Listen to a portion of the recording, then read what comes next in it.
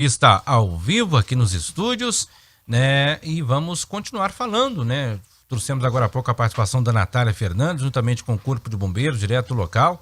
A cratera, né, que se abriu lá no bairro Pão de Açúcar 3 é um dos temas aqui da nossa entrevista dessa segunda hora. Bruna Isabela. Isso, Carlos.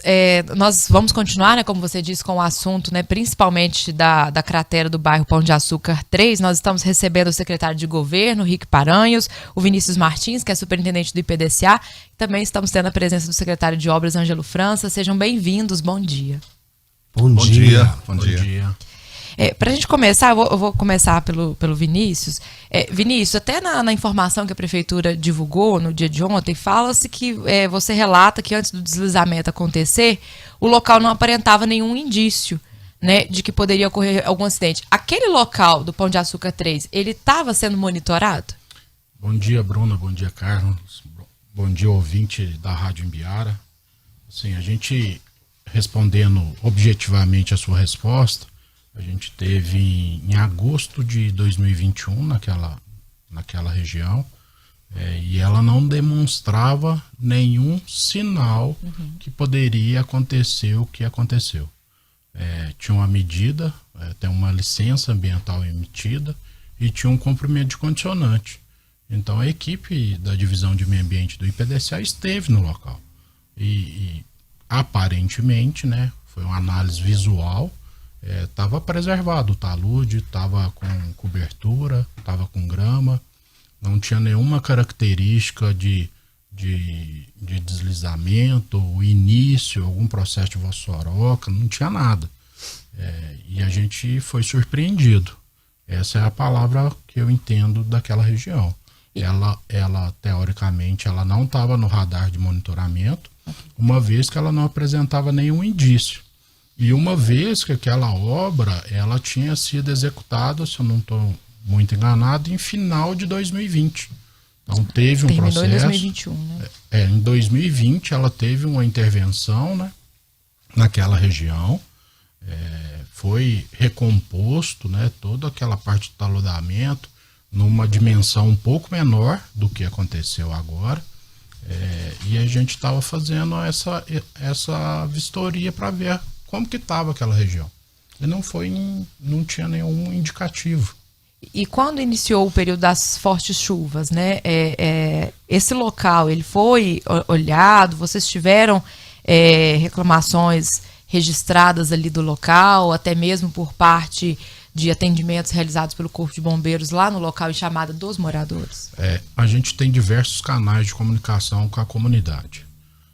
Por denúncia, por presença física no Instituto. Em nenhum dos nossos canais, nem com o próprio Corpo de Bombeiro, Defesa Civil, em nenhum momento ninguém nos alertou de algo naquele sentido, que poderia sofrer um deslizamento, uma ruptura de um sistema de drenagem. Então, assim, eu acredito que houve vários fatores para que realmente acontecesse aquela tragédia naquela região, né? Vinícius, antes da gente seguir, né, eu sei que você assumiu o IPDCA recentemente e que essa questão vem de gestões passadas, né? A primeira ruptura foi em 2019, a obra começou no final de 2020, terminou em 2021 nessa gestão, então a obra terminou com essa gestão, a primeira obra que foi feita ali. Eu vou pedir o Igor para mostrar para a gente algumas imagens, até buscando informações. Essa é uma imagem, só para a gente ilustrar o que a gente está querendo dizer, né? Essa é uma imagem do mapa do IPDCA, onde ali consta uma mina d'água, né? Então, dentro do mapa do IPDCA, esse ponto 7 aparece como uma mina de água que é bem nessa rua. Aí, Igor, por favor, pode mostrar as imagens de satélite? A gente tirou algumas imagens do Google Earth. Essas imagens é antes do loteamento ser feito, né, o Pão de Açúcar 3. Então, o loteamento que deve ter sido começado a construir por volta de 2010, essa imagem é de 2003, né, do Google Earth, que mostra exatamente aonde está a rua, né, que é essa rua que passa dentro de uma área de mata, Né? Então, a dúvida que fica é se a época, não sei se vocês já buscaram isso historicamente, ou se a prefeitura vai buscar investigar o porquê que aquelas casas estão construídas, mas a gente vai chegar aonde eu estou querendo dizer, né, em uma das residências que está localizada aonde era essa área de mata. Vou te pedir para passar mais algumas, Igor, por favor. Aí a gente já vê as casas sendo construídas. Foi um loteamento do Minha Casa Minha Vida, né? E alguns terrenos foram reservados, que é justamente esse terreno que estava em uma área de mata. Né? É o que chama atenção, porque esses terrenos foram construídos, essas residências, por uma construtora da cidade, que não é a construtora que fez o Minha Casa Minha Vida. Uma outra construtora fez essas casas ali no local.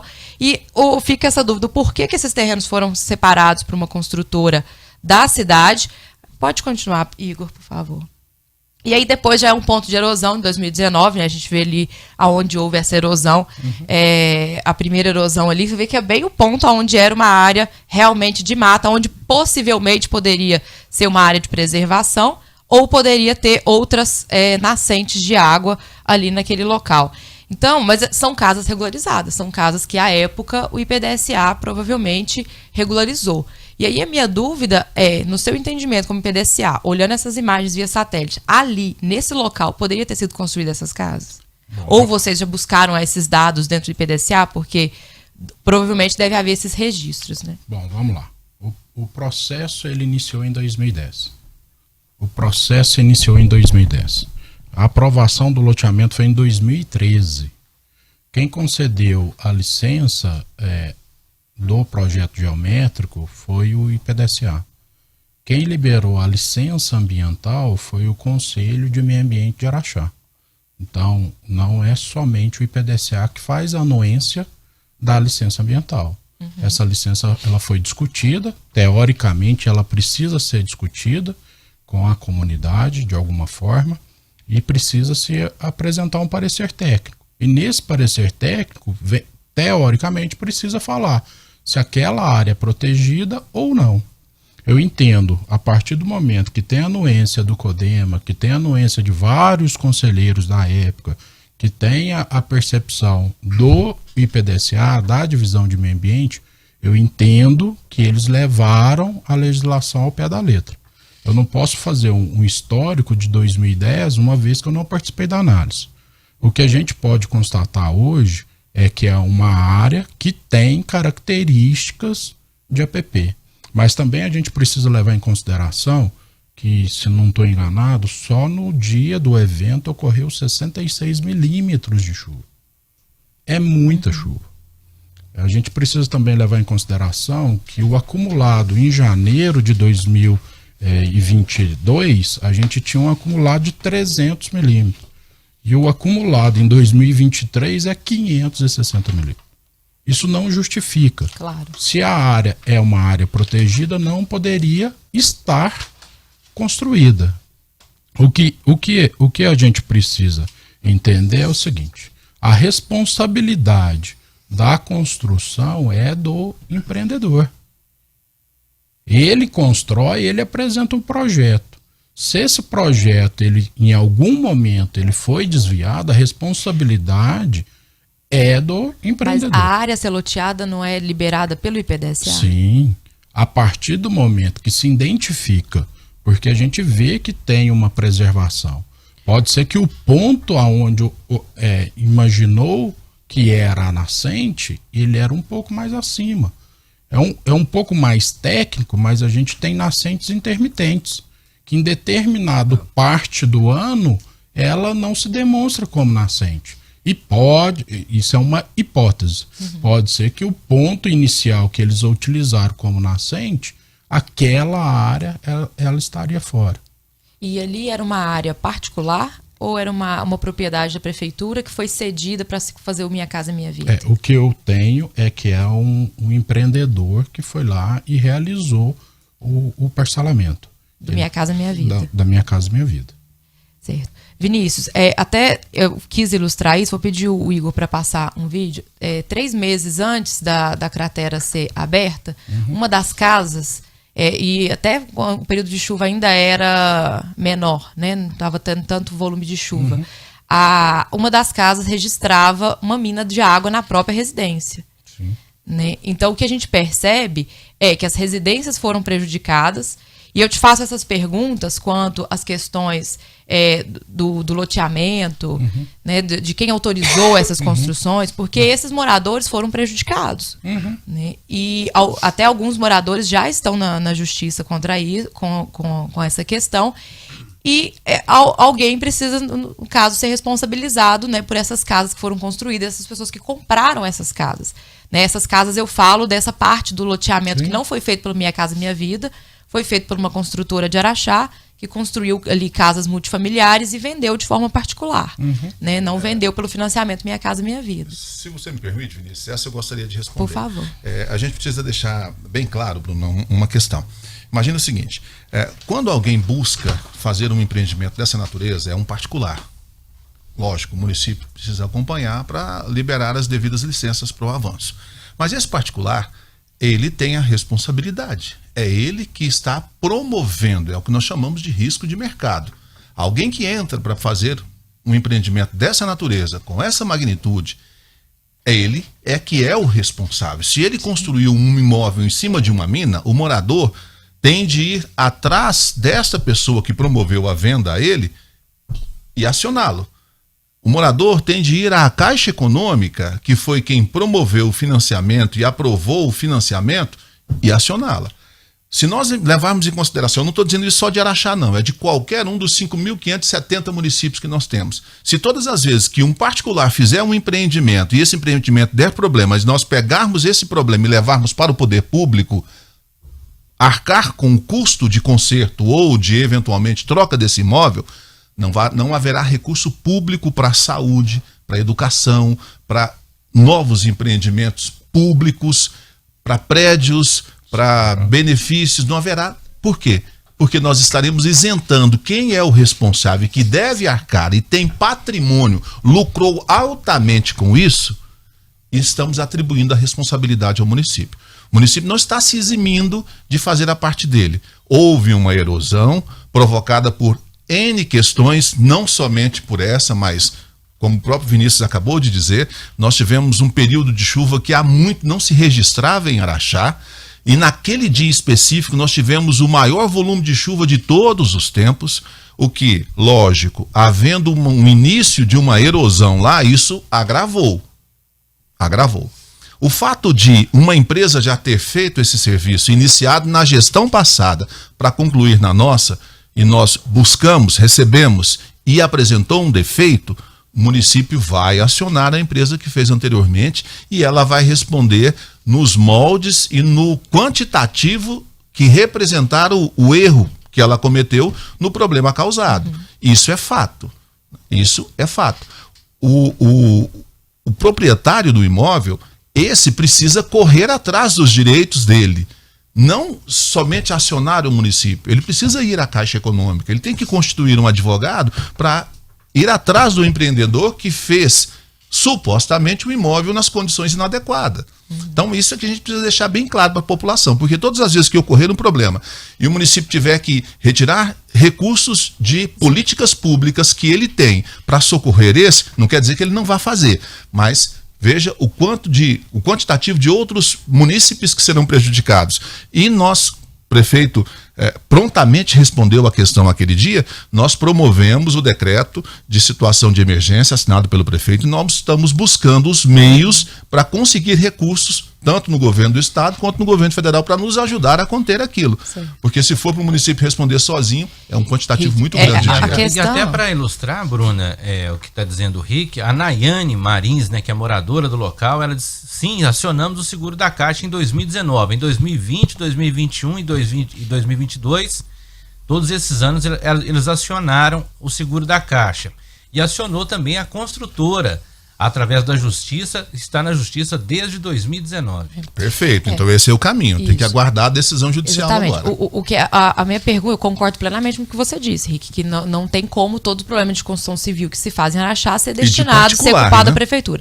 A questão que eu pergunto, né, é se a prefeitura vai abrir uma sindicância, uma avaliação para se chegar lá nesse ponto onde a gente mostrou as imagens em 2003, o porquê que esse local foi liberado para construção. Porque é nitidamente claro pelas imagens que é um local que não deveria ter construção. Até porque era uma área de mata, era uma área que tem uma nascente, né? Então, o que eu pergunto, que secou, né? Nas imagens dá para ver que tem uma lagoinha mais à frente, que ela desapareceu. Em 2003 a gente vê ela e depois a gente já não vê ela mais. Então, ou provavelmente, né, esse foi, né, com o círculo da água, isso foi mudado, mas é preciso investigar e analisar o porquê que essa área foi liberada para uma construção. Porque nitidamente, pelas imagens, a gente está mostrando na live, pelas imagens de 2003, é possível ver que é uma área que não deveria ter sido construída. Então, aí, o que eu pergunto que cabe à prefeitura é essa questão de investigar como foi essa autorização, quem autorizou essa construção no local, porque,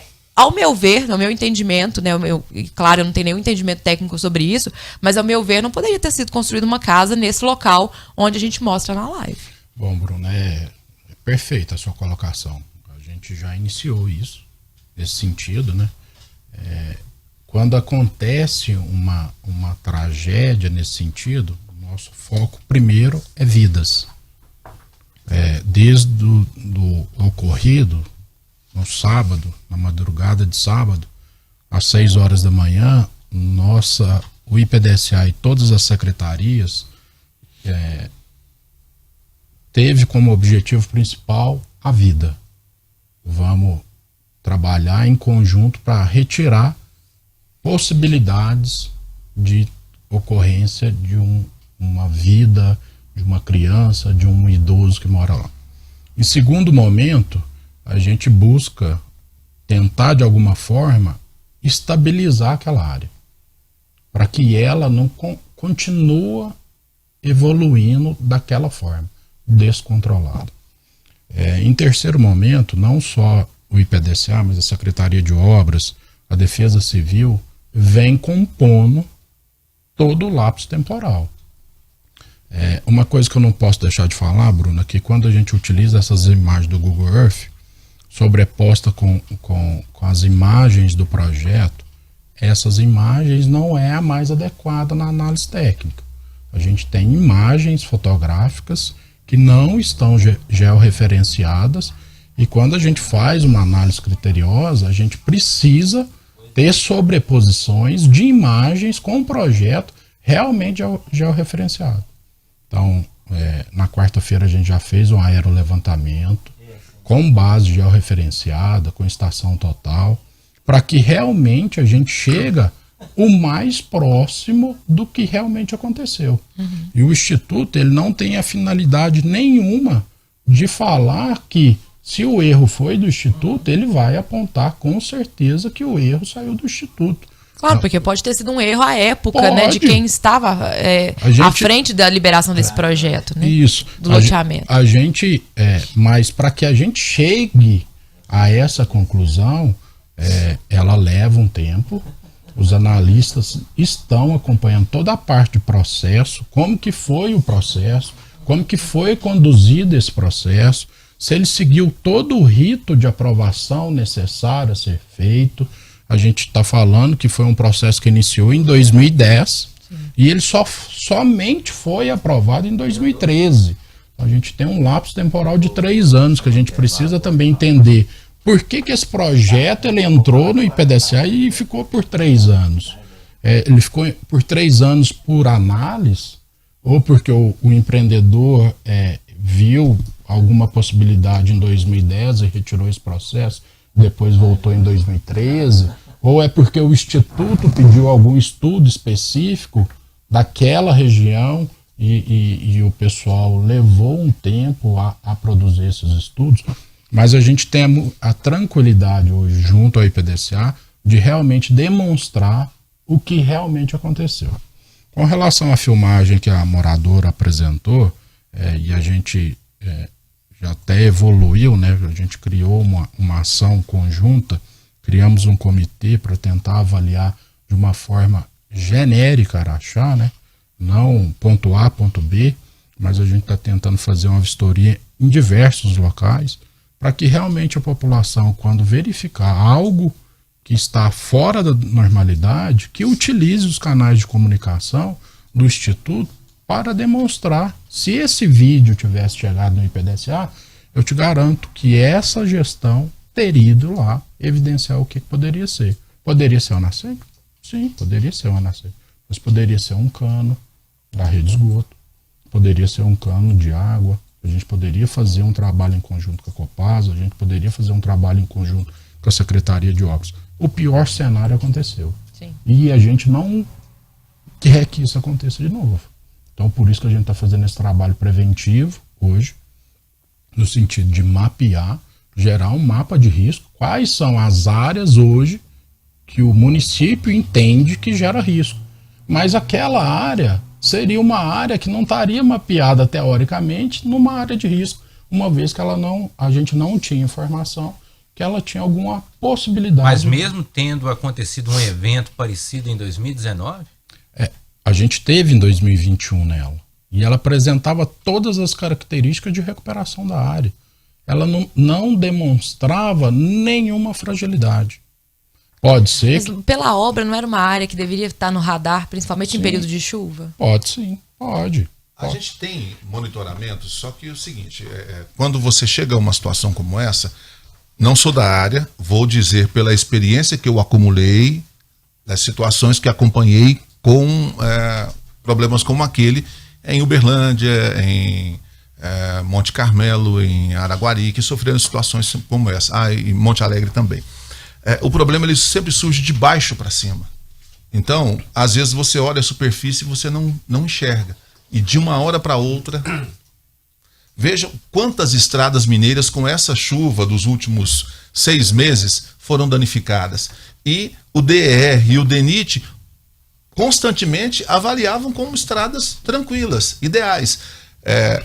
Não estou dizendo que o município fez tudo o que poderia fazer, não é isso, mas assim, também não estou dizendo que o município foi inerte. O município monitorou diante das condições que naquele momento nós tínhamos para monitorar e aproveitamos, observamos os sinais que aqueles locais nos davam, né? Se fosse possível prever uma catástrofe, um problema gigante, nós teríamos, não só em nível de Brasil, mas em nível mundial, né? Condições de evitar que elas acontecessem, né? O município vai fazer, vai recuperar, está trabalhando para isso, como o Vinícius já adiantou. A comissão foi criada no próprio sábado, estivemos reunidos, foi feito o decreto, o prefeito assinou, encaminhou. No domingo nós monitoramos, na segunda-feira nós já começamos a trabalhar, o Ângelo já está fazendo os levantamentos todos, os orçamentos, para sabermos quanto é que vai consumir de obra lá. Vai ser uma situação emergencial, então nós vamos trabalhar mediante os orçamentos apresentados, a escolha da empresa que vai fazer para acelerar o processo. Como já disse, toda essa documentação nós pretendemos fechar hoje, porque tem laudo da Defesa Civil, tem os laudos do IPDSA, tem os encaminhamentos e laudos da Secretaria de Obras, para a gente juntar tudo isso numa documentação. Parte da documentação já está aqui comigo, e encaminharmos ainda hoje, se possível, no máximo segunda-feira, à Defesa Civil Estadual, e por consequência o Estado, reconhecendo a situação de emergência do município, nós encaminharmos para o reconhecimento federal. E aí sim nós teremos possibilidade de captar esses recursos. Mas o município já está trabalhando com o recurso dele para isso. Eu vou pedir um minuto para vocês, nós vamos fazer um intervalo, daqui a pouquinho a gente volta, né? E a gente continua falando. Bruno e Isabela. Isso, Carlos, nós estamos falando, né, sobre as erosões aqui em Araxá, sobre algumas crateras que se abriram. Estamos focando primeiramente na do Pão de Açúcar 3. Eu vou conversar com o Rick, né? Vou pedir que a fala do Rick, que o Rick tem outros compromissos, né, para a gente poder liberar ele. Rick, primeiramente, né, você falou numa entrevista sobre as questões dos valores, né? A primeira fala que chama a atenção é sobre, às vezes, talvez a falta de recursos da prefeitura para poder fazer essa obra ali no local. Aí, a minha primeira pergunta é como que já ficou definido que a prefeitura não tem recurso e ainda não foi levantado o valor dessa obra, né? E aí eu quero que você fale, então, sobre o que você já estava falando antes da gente vir para o intervalo, né? Sobre essas buscas de recursos que vocês vão fazer e se já tem essa previsão de quanto que vai ficar essa obra do Pão de Açúcar 3. Então, como todos sabem, orçamento público ele é uma estimativa, né?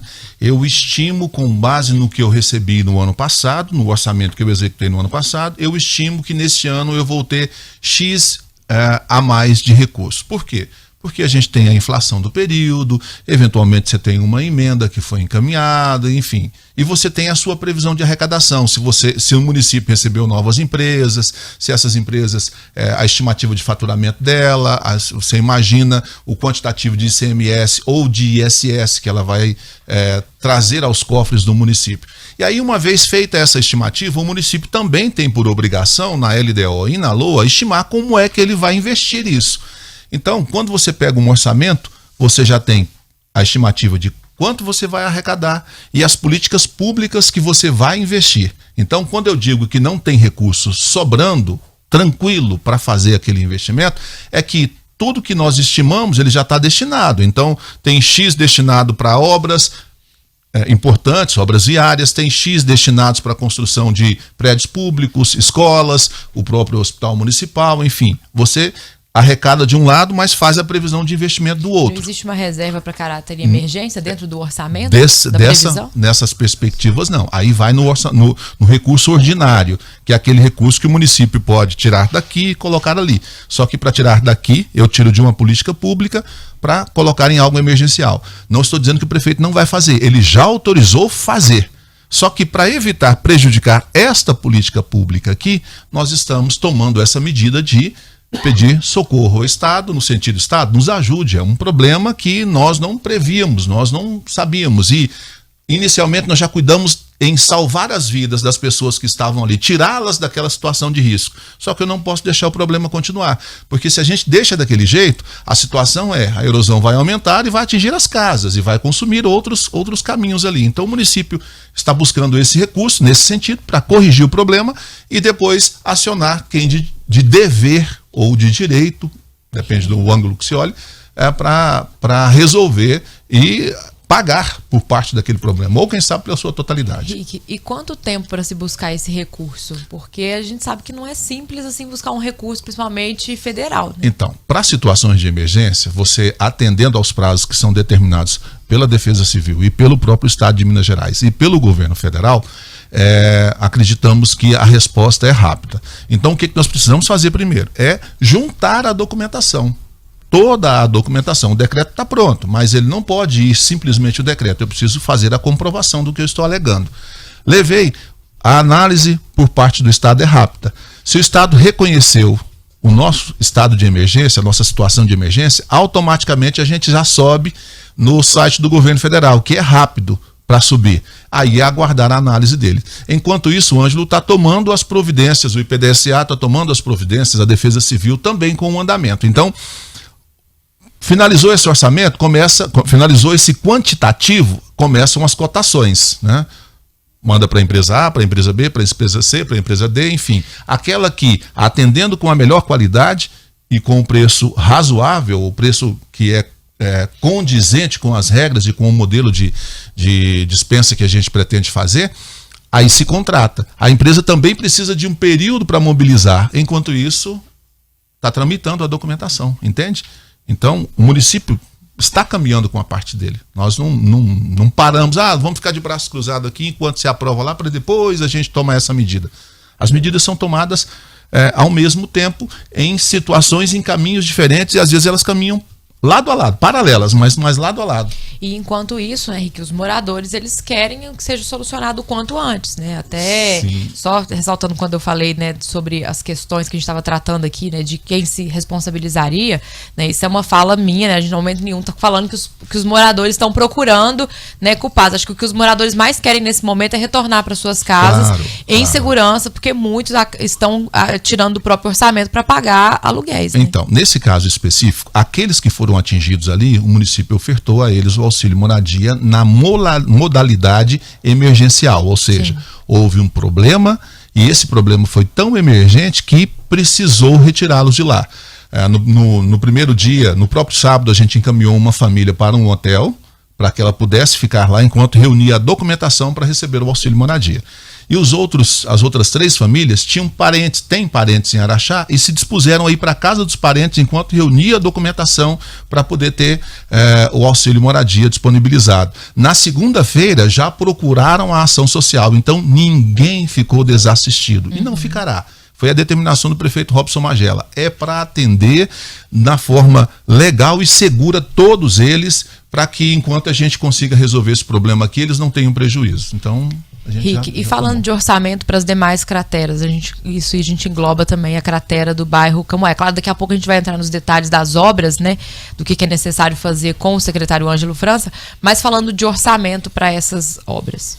Então, o próprio decreto cita esta e outras então, todas vão estar aguardando esse orçamento. Nós estamos trabalhando com o nosso orçamento, e aquelas que já estão apresentando situação de risco ou que venham a se tornar de risco, porque nós estamos no período chuvoso ainda, então podem ser incluídas. Mas nós já estamos buscando dentro do nosso próprio orçamento meios de corrigir esses problemas o mais breve possível, até com ações paliativas nesse local específico, por exemplo, como o Camuá. A gente está procurando fazer desvios de forma que a água não vá para aquele lugar, para aumentar ainda mais o problema. E no recurso nós estamos buscando dentro do nosso próprio orçamento e vamos continuar buscando no Estado e na União. E até com relação ao Camuá, Rick e Vinícius especificamente, até recebi aqui o relato de uma das moradoras lá próximo a cratera, dizendo que essa semana, inclusive, recebeu lá o pessoal da comitiva, né, que foi visitar as situações, e ela pergunta, né, porque parece que foi dito a ela que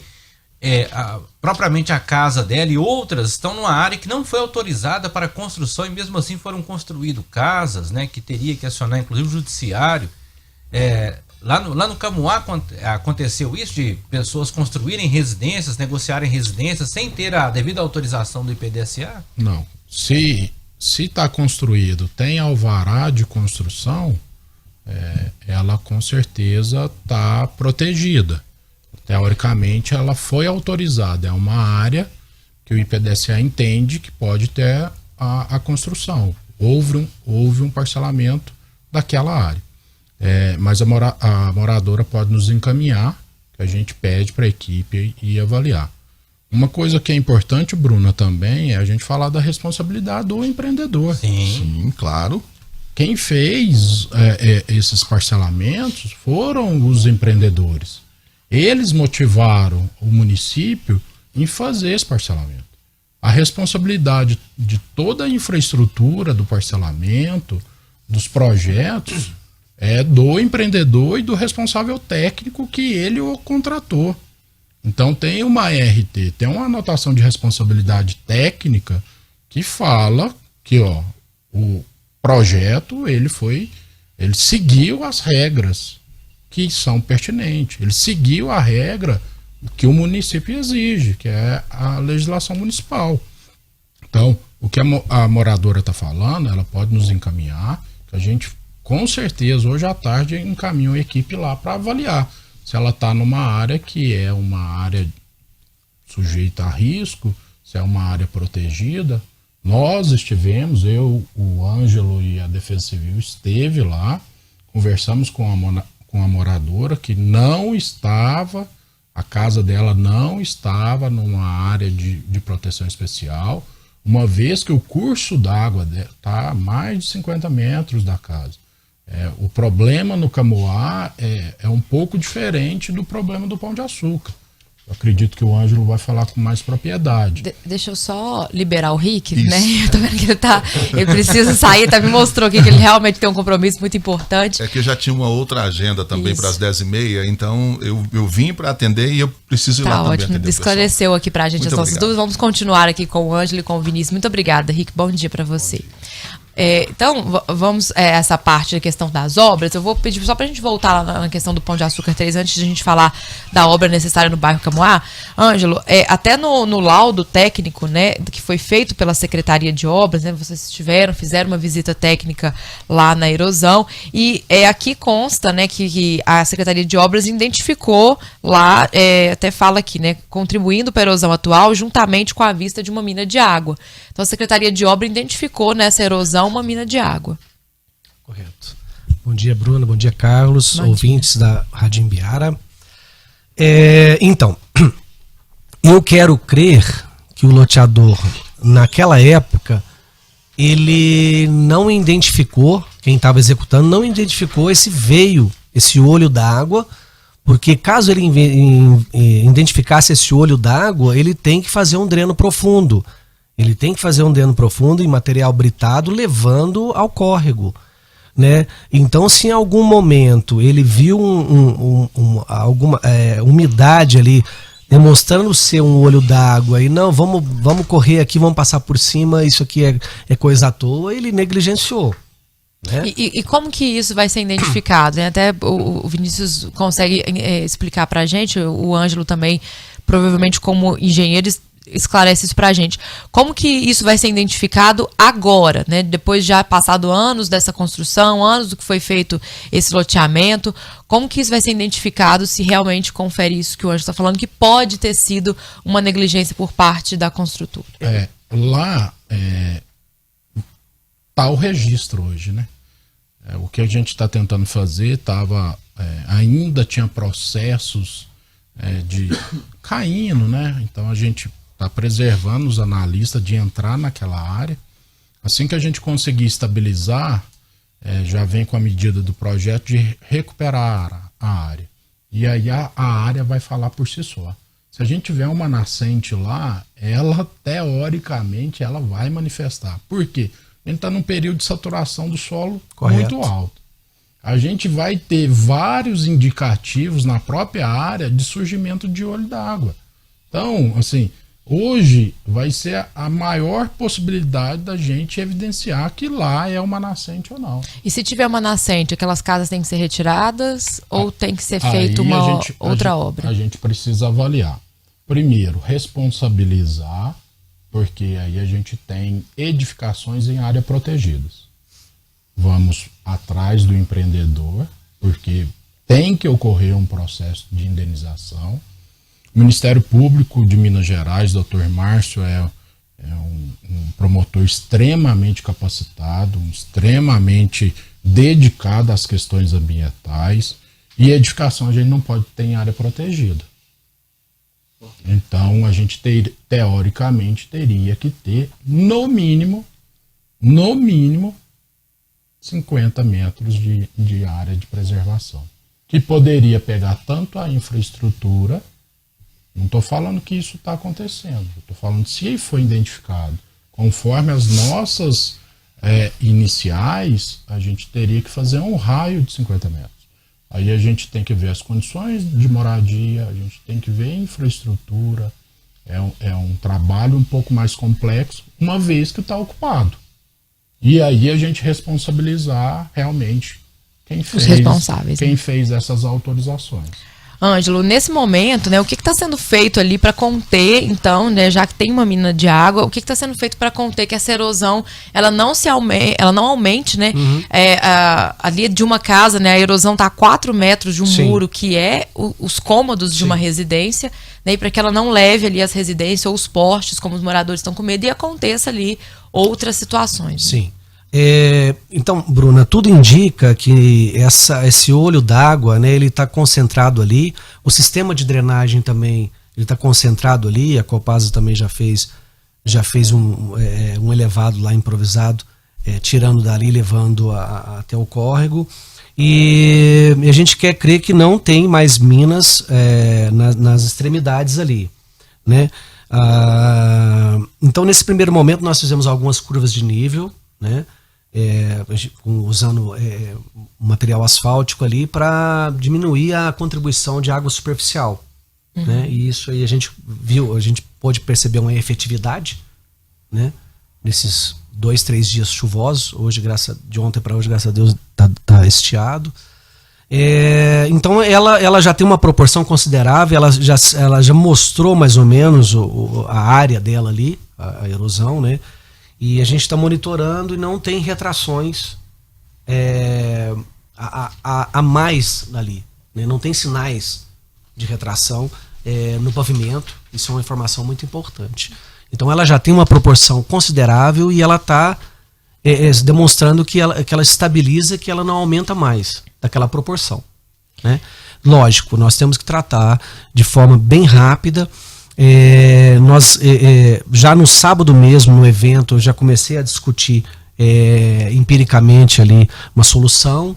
Já na segunda-feira questão de projeto para lá.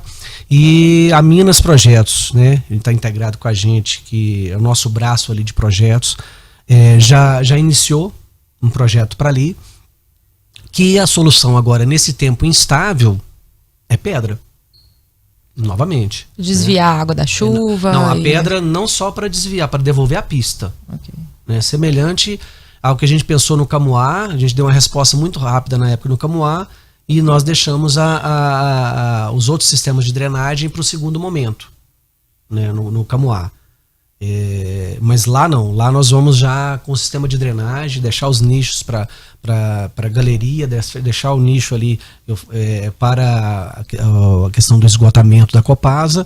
Então a gente vai ali drenar espinhas de peixe ali, de drenos de material britado, para desviar esses olhos d'água, que são 2 ou 3 a princípio, levando até o córrego, né?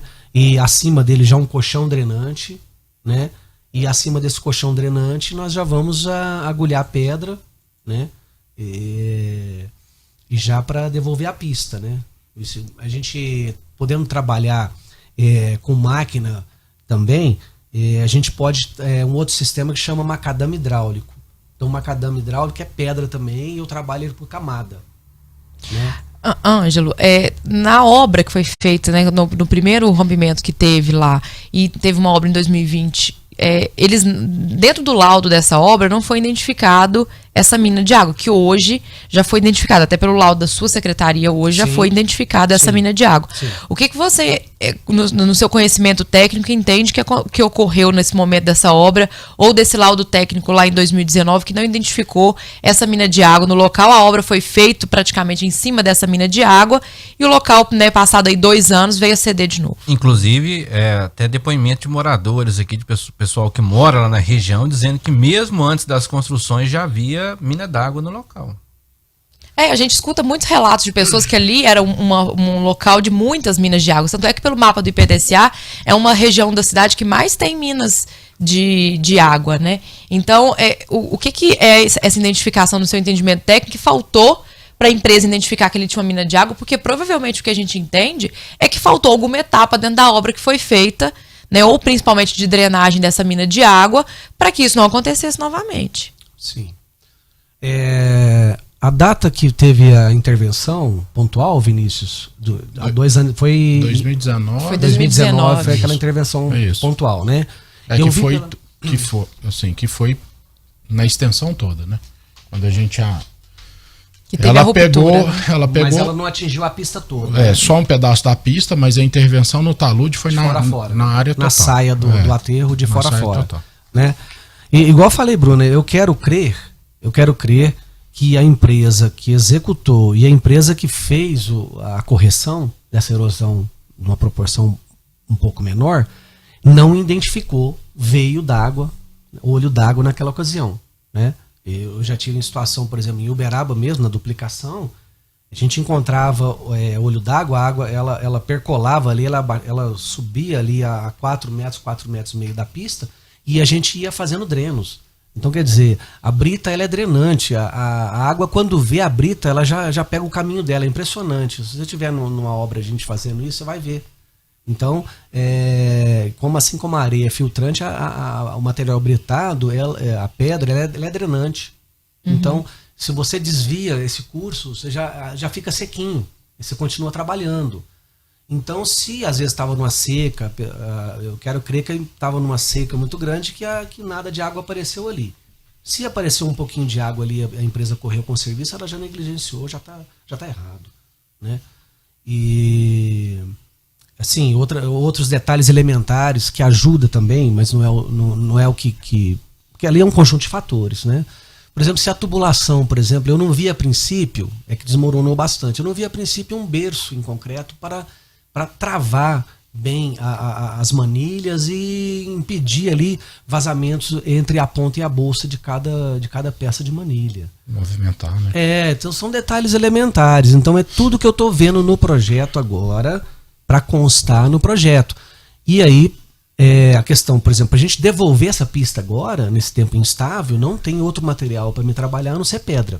Por isso que eu falo, o cara é relativo. Então a solução ideal ali agora é material em pedra.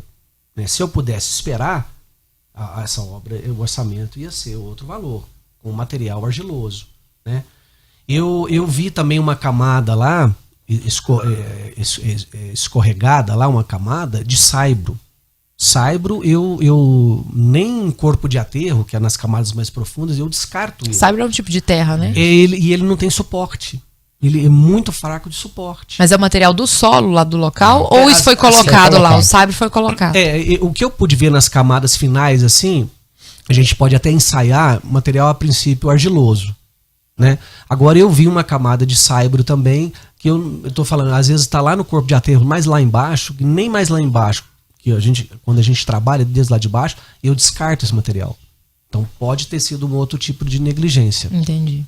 Ângelo, infelizmente a gente não tem mais tempo para continuar com a entrevista. Eu te agradeço, né, pela sua participação aqui com a gente, o Vinícius, né, trazendo esses esclarecimentos. A gente vai continuar acompanhando, claro, né, vamos convidar vocês outras vezes para a gente continuar falando disso, né, até como o Vinícius disse, vai ser analisado toda essa situação que ocorreu, né, desde o início da construção do loteamento. Agora o Ângelo também traz essa informação, né, de materiais, de como foi essa sequência das obras e das empresas. E é claro que é uma situação que precisa ser resolvida e não pode ter continuidade, né, de estar dessa forma. Precisa ter essa solução do problema. Muito obrigado pela participação de vocês. Bom dia. Obrigado, Bruna. Obrigado, Carlos. Colocar mais uma vez o IPDCA à disposição. Aproveitar a oportunidade e informar a comunidade. Se tiver algo diferente, se vê que tem alguma nascente, nos comunique, para que a gente evita essas tragédias que vêm acontecendo no município. Bom dia, Bruna. Bom dia, Carlos, todos os ouvintes da Rádio Biara. É sempre um prazer. Eu estou sempre à disposição. Tá. Chamaremos outras vezes. Obrigada. Obrigado. Muito obrigado aos nossos convidados.